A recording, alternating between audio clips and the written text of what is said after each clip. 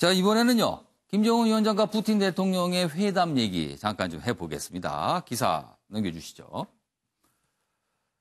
어제 뭐 회담 내용도 관심 있지만 일단 겉으로 드러난 모습이 이 모습이 있었습니다. 보시죠.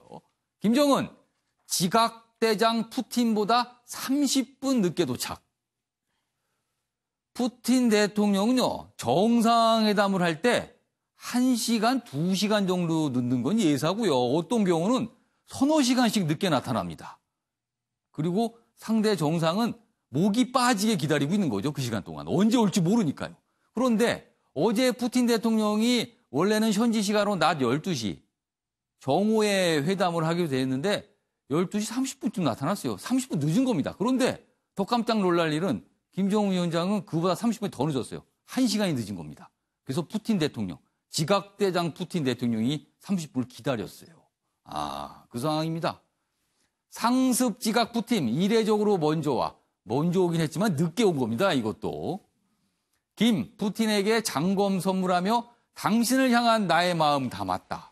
그런데 왜 늦게 왔을까요? 김정은 위원장의 숙소는 이 회담장에서 200m 정도 떨어져 있는 곳이거든요. 뭐 걸어서 와도 한 2, 3분이면 올 수 있는 거리인데. 그다음에요. 자, 일본 언론은 김정은이 타고 온 열차 스탈린이 김일성에게 선물한 것이다. 뭐 이런 보도도 했습니다. 자, 일단 이렇게 서로 두 인물 모두 늦게 왔죠. 아무튼 이런 모습이었는데 만찬장에서 서로에게 선물을 했습니다. 바로 장검입니다. 서로 칼을 선물했어요. 내용 보겠습니다. 김정은 푸틴에게 칼 선물하며 절대적 힘 상징한다. 내 마음을 담았다. 여기 보시면요. 일단 푸틴 대통령이 들고 있는 칼은 푸틴 대통령이 준비했고 김정은 위원장에게 선물한 칼입니다. 러시아에서 준비한 칼이고요. 굉장히 깁니다. 장검이고요. 그리고 이 옆에 있는 칼은 김정은 위원장이 푸틴 대통령을 위해 준비한 칼입니다. 장검입니다. 서로 장검을 선물로 주고받았습니다. 그러면서 이런 얘기를 한 거예요. 여기 보시면 양 정상 3차례 접촉, 브로맨스를 과시했다. 푸틴 힘 합치면 산을 옮긴다. 북한 속담을 이용해서 이런 얘기도 했다. 이런 얘기입니다. 자, 이거는 윤경호 의원께서 칼을 서로 선물했다. 근데 서로 좀 신경전을 벌여도 서로 늦게 온다.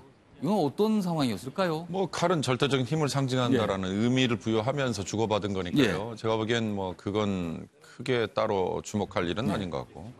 어떤 내용을 서로 합의했느냐인데 비핵화가 이루어질 수 있으려면 비핵화의 조건으로 북한의 체제 안정이라는 이거에 대해서 사실은 강조를 했거든요.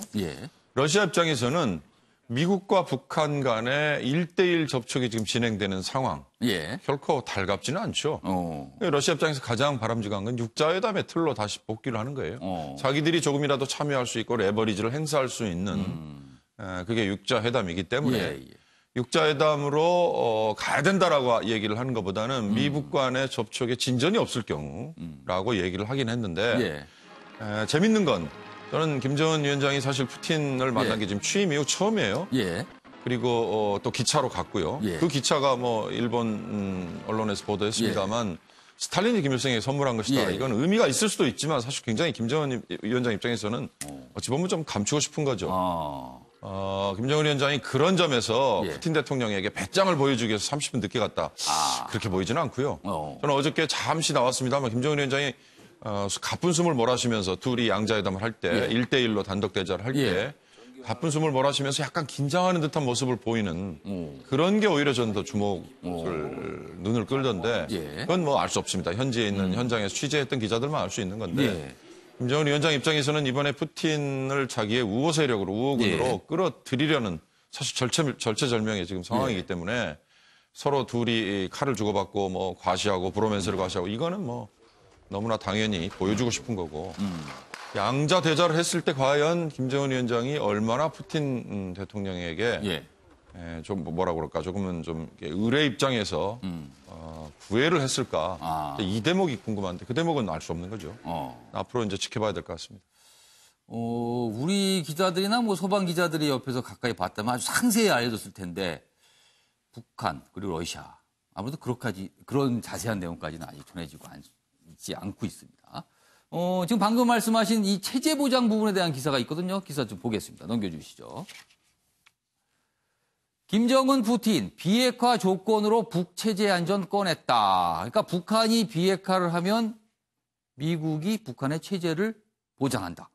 이런 게 새로운 빅딜 카드, 이른바 빅딜 카드로 부상할 수 있지 않겠느냐. 이 얘기입니다. 그래서 다시 한번 오랜만에 듣습니다. 육자회담 다자틀 필요하다. 육자회담 얘기가 나왔네요. 지금까지는 북한과 미국이 양자로 뭔가 담판을 했는데 지금 안 됐습니다. 그 부분이. 그러자 이번엔 러시아가 육자회담 이런 얘기를 나온 겁니다.